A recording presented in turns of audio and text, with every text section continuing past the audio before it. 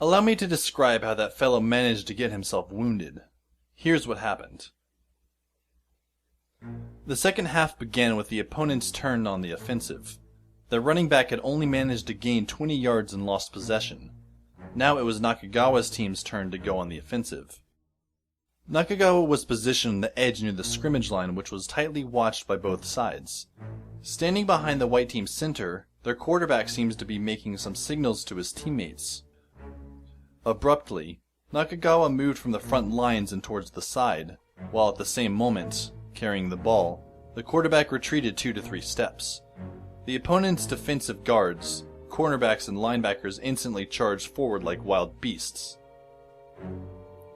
Nakagawa sped up his pacing and cut into the hash marks, spun around, and made a fake as though trying to receive a pass. The quarterback then nimbly threw the ball past Nakagawa toward the wide receiver, who was further downfield. Like a spinning bullet, the ball didn't quite follow its intended trajectory. One of the opposition linebackers leapt forward, but could not quite intercept it. A turnover was barely avoided as the ball hit through his fingertips, but now the ball had changed course after being slowed down forcefully, falling toward a position no one had predicted. It was in this moment I saw Nagato, the near immobile Buddhist statue, begin to make her move. She placed her fingers on the edge of her hood and pulled it over, covering her face. But the hood did not cover her mouth, and so the sight of her lips chanting rapidly did not escape my attention. Nagato was definitely chanting something very quickly. I only saw this from the corner of my eye, as most of my attention was focused on the intense battle on the field. Whoa! I instinctively leaned forward, my eyes widening. This was because I noticed the ball had changed direction, and it was falling toward the spot that Nakagawa was charging towards at an amazing pace. At the center of my gaze, Nakagawa made a dazzling leap, grabbed hold of the ball in midair, and then attempted to make a safe landing, and failed. At the same time as Nakagawa had leapt up, the opposing cornerback covering him also made a superb leap. He had only one target, and that was the ball which everyone on the pitch see as second only to their lives. Like a long jump athlete, the cornerback jumped into the air after running for some distance, just as Nakagawa was reaching for the ball. As humans do not possess wings, they cannot move around the air as freely as they might wish, and so after the cornerback jumped as strongly as he could, he subsequently went into freefall, crashing right into Nakagawa. The kinetic energy instantly went down to 0. Seeing how both players were flung backwards, one can imagine how huge the impact was. The opposing cornerback spun 90 degrees and fell to the field on his back. The defenseless Nakagawa, however, spun forward beautifully and landed on his head. Ah! This exclamation came from Asahina-san, who looked stunned. I too gave a cry, as Nakagawa had landed in the worst possible way for a human being. Just like the victims of the Tombstone Piledriver, he landed with his head first. The sound which I dreaded hearing came to our ears a beat after the image was transmitted to our eyes. It was good that he was wearing a helmet. Otherwise, judging from that loud thudding noise, I can bet that his skull would certainly be shattered. The referee blew his whistle and stopped the match. Nakagawa grabbed the ball tightly as though he was grabbing hold of some precious memento from his family and didn't even move a single inch. Is he alright? Haruhi asked with a stern look with her face over the fence. As though watching a gory scene from a horror movie, Asahina-san hid behind Haruhi's shoulder. Oh, here comes the stretcher, she said in a worrying voice. Surrounded by his teammates, Nakagawa was now carried up by the emergency stretcher and was brought away from the field. Despite this, his fingers still clung tightly onto the ball. His never-say-die attitude sure was admirable. If this battle casually did not inspire Nakagawa's teammates to victory, then I don't believe anything else would. Lying on the stretcher with his helmet taken off, Nakagawa's situation wasn't as bad as expected. He did respond to the cries from around him, and he nodded to every question that was asked. Though he tried to sit up but fell down again, at least he was still breathing. I guess it was a minor concussion. Koizumi attempts to explain the situation. We don't have to worry too much, as this sort of accident is common in this kind of sport. You're not a doctor, and you're standing so far away, so don't act like a damn expert. It would be good if you were correct, but the head is very fragile, you know. A few moments later, the siren of the ambulance could be heard approaching. Your friend sure is unlucky. Haruhi said with a sigh. He wanted to make an impression in front of Yuki, but instead got himself injured. I guess he was too eager that he didn't expect things to go wrong. She seemed rather sympathetic to Nakagawa. Does she really want to arrange for Nakagawa and Nagato to be together? After hearing me say that, Haruhi replied. Kyon, though I personally think love is a kind of disease, I'm not the sort to get in the way of people's pursuit of romance just for the fun of it. After all, everyone's view of happiness is their own. I wonder if Nagato should be considered lucky to be loved by Nakagawa. Though I may think a person is extremely unlucky, as long as that person thinks she's happy, then she must be happy. I shrugged my shoulders and allowed Haruhi's romance philosophy in my left ear and out my right. I'm sorry. If Asahina-san's boyfriend turns out to be an absolute moron, even if Asahina-san's happy with it, I'm not sure I would be able to wish them the best of luck. In fact, I might even try to stop their relationship from developing any further. But then, I'm sure no one would blame me. I hope your friend's alright. Asahina-san said and placed her palms together in front of her fur coat. Her prayers looked genuine and were hardly pretentious. That's the sort of nice person she is. With Asahina-san's prayers, even if one were to suffer from bone fractures all over, he would definitely be healed in less than 30 minutes, so Nakagawa's going to be fine. Finally, the paramedics arrived and placed Nakagawa into the ambulance. They were so careful in handling the stretcher, it's as though they were carrying a box marked, "Fragile, handle with care." After placing Nakagawa inside the ambulance and shutting the doors, the sirens began to sound once again. The ambulance drove off, with the red beacon on top slowly fading into the distance. Nagato, who was 5 times more silent than usual today, stared at the departing ambulance with her obsidian-like eyes, as though trying to prove the existence of redshift with her naked eyes. So, now what? Nakagawa's show of affection for Nagato has been called off due to the unexpected withdrawal of its main star, and we have lost any interest in watching the resumed game all the way to its end anymore. As the weather was freezing, and the original objective was now non-existent, there was no longer any reason for us to remain here any longer, since our intended target had now been sent to the hospital. We can go to the hospital too.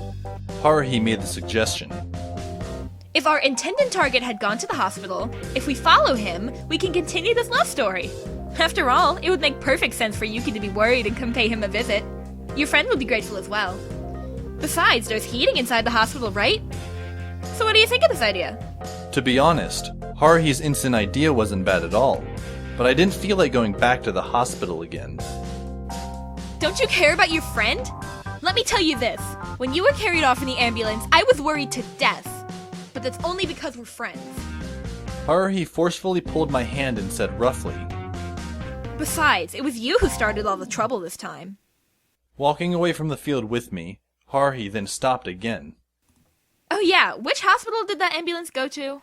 How the hell should I know? Let me check. Raising his hand, Koizumi smiled and accepted this task. Please wait for a while. It'll take a minute or so.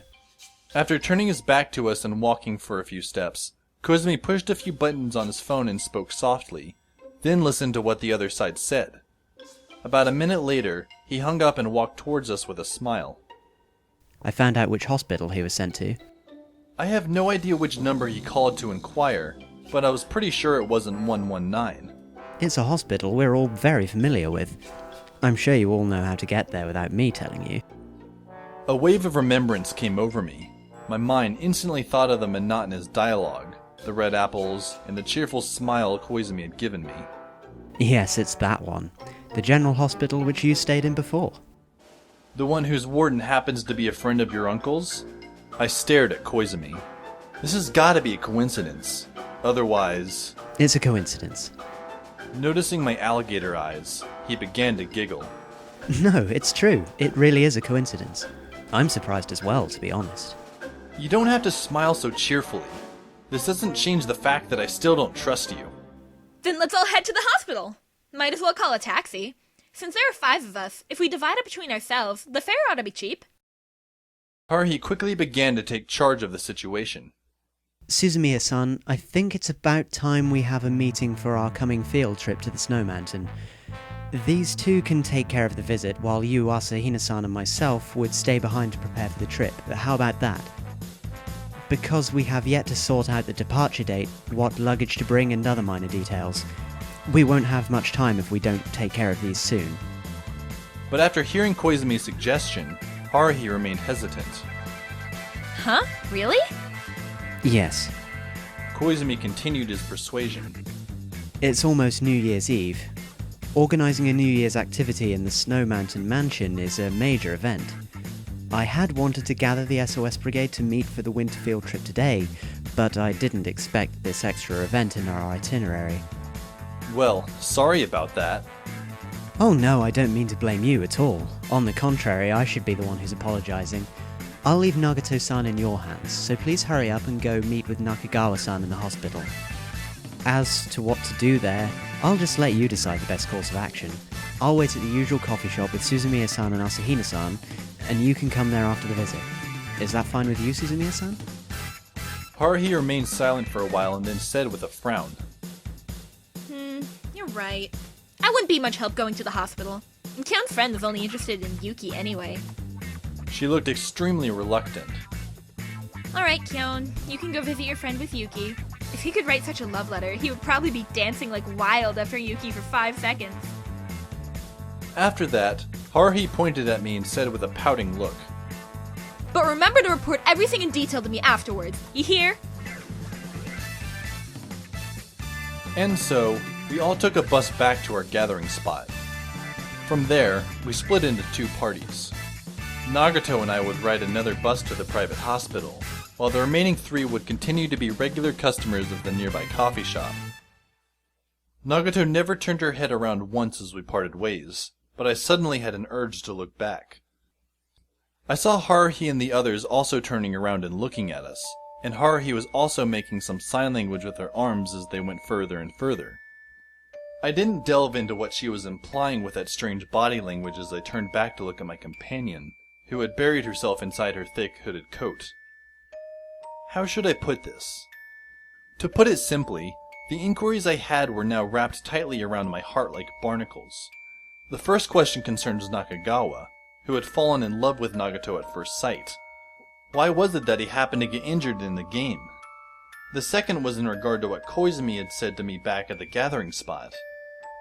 You have a lot of extraordinary friends. I was particularly bothered by that word, extraordinary. I would readily admit that I have no friends that possess any weird characteristics. If there were any, then it would have to be Koizumi. Just what did he mean when he said Nakagawa was extraordinary? Another point that cannot be ignored was the mysterious incantation Nagato made.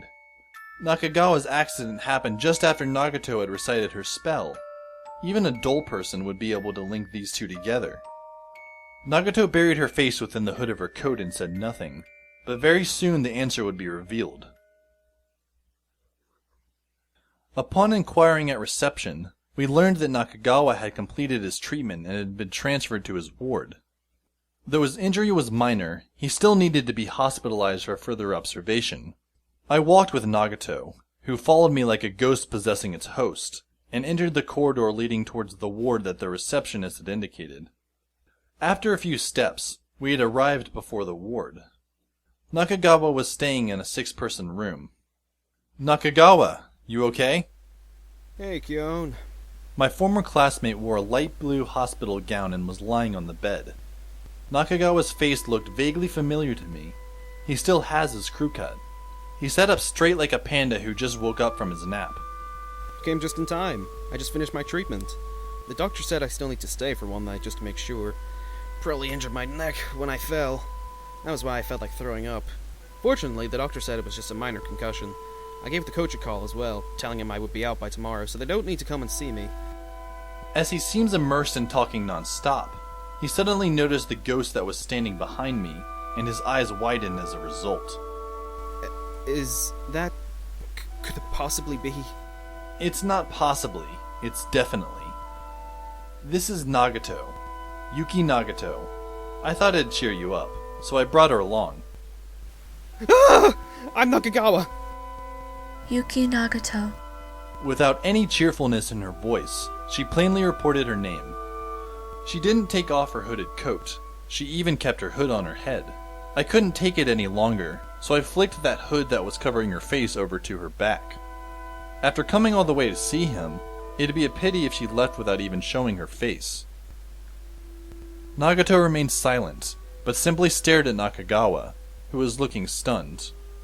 After about 10 seconds... Huh? Nakagawa was the first to change his expression. He gave a surprised look. You're Nagato-san, right?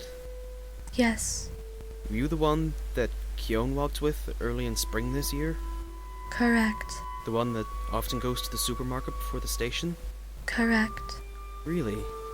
Is that so? Nakagawa's face became sullen.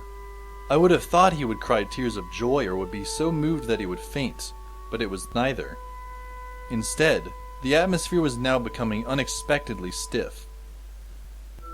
Nagato was now looking at Nakagawa with eyes that seemed to be observing the immobile flatfish in an aquarium. At the same time, I also noticed that Nakagawa was looking at Nagato as though staring at a manhole cover on the road. These two individuals had gotten into a staring battle all of a sudden. Very soon, one of them showed signs of frailty. As expected, Nakagawa was the first to move his eyes away. Kyon. Though Nakagawa spoke softly, I guess the other patients in the ward could all hear him clearly, but only I could see him moving his fingers discreetly, gesturing me to come over to him. What is it? There's something, I need to talk about it with you, alone. So, could you please ask... Seeing as how he kept looking at Nagato, I understood at once. I turned towards Nagato. I see. There was no way the two of them could be telepathically linked, yet Nagato gracefully turned, walking out of the ward at the pace of a luggage conveyor belt. Once the door was shut, Nakagawa breathed a sigh of relief. That girl. Is that really Nagato-san? Is that her? I don't think I've had the fortune to encounter Nagato's imposter yet, though I've seen her behaving in a completely different way before, but that's all in the past now. You should be happy, I said. Your future bride 10 years from now has come to see you. Can't you at least pretend to be moved? Nakagawa mumbled and nodded his head. That's Nagato-san. Alright. No doubt about it. What the hell are you trying to say? Don't go telling me that she isn't Nagato just because she isn't wearing glasses. No! That's not it! Nakagawa lifted his head. His face looked troubled. I don't know how to say this. Please, let me think, Kyon. I'm sorry. Nakagawa then sat on the bed and began groaning. Has he bumped his brains out after all? His reaction was totally unexpected. There was no point talking to him. No matter what I said, he would just reply with a as though trying to think seriously on something. In the end, he even clutched his head as though having a headache. I didn't have the patience to play with him forever, so I decided to leave the ward. Nakagawa, I'll have to ask you for the details later. I can't give her a reasonable reply like this. My report for Haruhi would have to wait as well. If I told her what had happened, she would simply glare at me. Exiting the ward, I found Nagato leaning against the wall waiting for me, her dark bead-like eyes turned towards me, and then turned to the floor. Let's go. Nodding her head slightly, Nagato resumed her role as my personal ghost and obediently walked behind me. Just what was going on?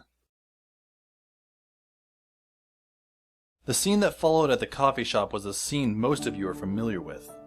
Haruhi laid out her plans for the winter vacation and chattered away. Koizumi nodded with mechanical efficiency. Asahina-san slowly sipped her Darjeeling tea. I wore the look of being at a loss on what to do, while Nagato played her role of the silent listener without any opinions from beginning to end. The bill was evenly divided amongst us in the end, and so today's SOS Brigade activity had come to a conclusion. When I arrived home, What awaited me was... Kyon-kun! You're back just in time! You've got a phone call! My sister held out the cordless phone in one hand, while she carried shamisen with her other arm and smiled at me. I received both the phone and shamisen and proceeded to enter my room. As expected, that call was from Nakagawa. I really don't know how to say this. For everyone's information, this call was made from the hospital's payphone. Nakagawa's voice indeed revealed something that seemed hard to say. Can you please relay a message that I would like to cancel my wedding appointment? He sounded like one of those medium to small-sized corporate presidents begging for a postponement in payment of their ever-increasing debts. While I sounded like a creditor in a very bad mood towards a hapless business owner. I'm sorry. I'm not even sure I understand it myself. Nakagawa's apology seemed sincere. When she rushed to the hospital to see me, I was very happy and grateful that she did. But unlike before, Nagato-san this time didn't have those illuminated rings or aura around her. She just seemed like a normal girl one would find anywhere. My mind came up with Nagato making an expression that says, "Life is unpredictable." Kyon, since then I've been thinking seriously and have finally come to a conclusion. I was deeply in love with Nagato-san in the past. But now I don't feel any affection towards her. That means I must have got it wrong in the first place. What do you mean you got it wrong? I made a mistake. It wasn't love at first sight. Now that I think about it, there's no such thing as love at first sight. And yet I've been mistaken, thinking that's what my feeling was. Okay. Then what were your claims of having seen Nagato engulfed in a white angelic halo and going through a feeling of being struck by lightning all about? How do you explain the amazing fact that you would be frozen stiff at the sight of Nagato? I really don't know. Nakagawa's voice sounded so apologetic that it sounded as though he was begging for the weather forecast for the next 100 years. I really don't know. I haven't got a clue. The only explanation that I can think of is that it has all been a hallucination. Oh, really? Though I sounded rude, I didn't intend to blame Nakagawa at all. In fact, I wasn't surprised, because things didn't go beyond my expectations. When I first heard Nakagawa rave about his delusions, I had already guessed what this was all about. Alright, Nakagawa. I'll relay the message for Nagato. I'm sure she wouldn't be too disappointed, since she never really gave a thought to you in the first place. She'll probably forget about you in an instant. I could hear a breath of relief through the phone. Really? If that's true, then thank goodness. Otherwise, I really wouldn't know how to apologize to her. My nerves must have gone haywire back then. That has to be it. There's no doubt about it. Nakagawa's nerves weren't functioning properly at all back then. But they're all back to normal now. Someone must have cast a restoration spell on him, perhaps. I then had a short chat with Nakagawa, until his phone card was running out of credit, and we said goodbye. It was good that way, as we may yet meet again. After hanging up, I quickly called another number. Are you free to come out now? I arranged a time and location for the person on the other side of the phone, then picked up my scarf and coat. Shamisen, who was lying sprawled out on my coat, got rolled off onto the carpet where he looked at me with a scowl. After a busy day yesterday, today, which was just as hectic, was soon coming to an end. I pedaled on my bike and headed towards that holy ground for peculiar people, the park in front of the station near Nagato's apartment complex. I rode near the entrance of the park and parked my bike there, and then walked towards the park. Sitting on the park bench full of memories, waiting for me was a person wrapped in a hooded coat like one of those Jawas. Under the illumination of the street lamp, she looked as though she had emerged from the darkness itself. Nagato, I said to the little figure that was looking at me. Sorry for calling you out all of a sudden. It's just like what I told you over the phone. Nakagawa's changed his mind. Nagato stood up naturally and nodded her head slightly. She then said, I see. I gazed at Nagato's pitch-black eyes. Isn't it time you tell me the whole truth now? I can understand Nakagawa falling in love with you at first sight, since everyone has their preferences. But the way he changed his mind today was just too unnatural. Not to mention after today's game, after Nakagawa got injured and was sent to the hospital, all the affection he had for you had disappeared. so I'm guessing that his injury was not a coincidence. Were you pulling any strings? I know you did something during the match. It was you who let Nakagawa get injured, right? Yes. After replying swiftly, Nagato lifted her head to face me, and then said, The one whom he had fallen for was not me. Her tone was so plain it sounded like she was reciting an essay. What he had seen was not me, but the integrated data sentient entity instead. I silently listened, while Nagato continued in the same expressionless tone. He had the extrasensory ability to interact with the integrated data sentient entity using me as an interface. I could feel the cold wind biting my ears. However, he did not understand what he had just seen. Humans are organic life forms after all, and are thus on a totally different recognition level from the integrated data sentient entity. A glowing aura behind her back, as holy and pure as the heavens shining upon the earth. That was what Nakagawa had said. Nagato continued her explanation without showing any emotions. He must have seen the culmination of eons of knowledge that has transcended time and space. Even though the data that he had extracted from the interface was very insignificant, it was enough to overwhelm him. And that was why he got it wrong, right? I looked at Nagato's messy hair and sighed. The inner character that Nakagawa felt was merely just part of the integrated data sentient entity. While I didn't completely understand it, Nagato's boss is a powerful existence that possesses an enormous history and knowledge well beyond the grasp of humanity. It now became clear why Nakagawa, who had accidentally stumbled upon this knowledge, became so disoriented. It's just like unwittingly opening an attachment that carries a malicious program. Eventually your computer would be hijacked and there's nothing you can do about it. So that's why Nakagawa would mistakenly think that he had fallen in love? Correct. So, you decided to amend his feelings during the football game. In place of a spoken reply, the messy-haired bullhead nodded and then said, I analyzed the powers that he possesses and then had them deleted. Nagato continued, The capacity of a human brain is too small to connect with the integrated data sentient entity.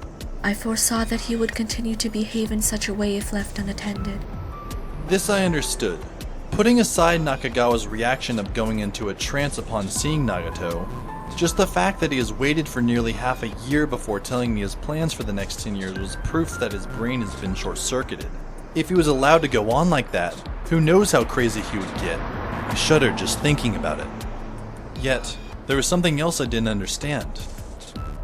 Why did Nakagawa have such powers? Was he born with the ability to see the integrated data sentient entity through you? He probably began possessing such powers 3 years ago. 3 years ago again? The reason Nagato, Asahina-san, and Koizumi are all here was because of something that happened 3 years ago. Or to be precise, something Haruhi caused to happen. At this point, I realized one thing. The extrasensory ability that Nagato had mentioned. If that's what it was, I get it now. Who knows? Nakagawa could probably be a backup esper to Koizumi. In spring 3 years ago, Haruhi indeed did something. She caused a temporal fault line to appear, created a data explosion, and gave birth to espers around the world. If that's the case, then it wouldn't be surprising if Nakagawa were to replace Koizumi as the esper by her side. Koizumi's enigmatic sentence now made perfect sense. Whether he already knew, or just happened to find out about it these past 2 days, that fellow must have realized Nakagawa possessed some semi-esper powers. That was why he implied that I had a lot of extraordinary friends. It is possible, Nagato said. Or it could be. I felt a shiver that had nothing to do with cold weather. Not everything can be traced back to that single incident 3 years ago. Haruhi might still have the ability to influence other people in a supernatural way even now. Just like allowing the cherry blossoms to bloom in autumn, turning all the pigeon feathers in the shrine to white overnight. She's still spreading her influence to the people around her to this day. Nagato stood there motionless without answering me, or maybe she has said everything she wanted to say and began to walk off. She slowly went past me, who was also standing motionless, and began to go back into the darkness. Wait, can I ask you one more question? Nagato's silhouette gave me an impression that was hard to describe. I instinctively called and stopped her. Claiming to fall in love with Nagato at first sight, and coming up with an extremely embarrassing love letter, Nakagawa was, according to my knowledge, the first person to declare his love for Nagato. After hearing me recite her wedding proposal yesterday, what was going on in her mind? Someone came to declare his sincere love for you, telling you, "I love you. Let's make a happy future together." But after a whole day, it turns out that he was just mistaken. Just how did you feel about that? The question in my heart finally formed into words and came out of my mouth. Don't you find it a pity? In the past few months since we met, I've shared many memories with Nagato. Though I've also shared memories with Haruhi, Asahina-san, and Koizumi, I found that I've experienced more events with Nagato in particular. In fact, every situation seems to involve her. I might as well mention this. She's probably the only person to cause the bell within me to shake the most vigorously. No matter what happens, Haruhi would always find a way out. Asahina-san only needs to remain as herself, while Koizumi can go to hell for all I care. But I finally couldn't resist asking a question which I've been dying to ask. When you realized that his confession was all just a misunderstanding, did you feel any pity about it? Nagato stopped, and sort of turned her face towards me. A sudden wind blew by and covered Nagato's face with her hair. The night wind was so cold as though it could slice off my ears. After waiting for a while, a tiny voice traveled through the wind and into my ears. A little bit.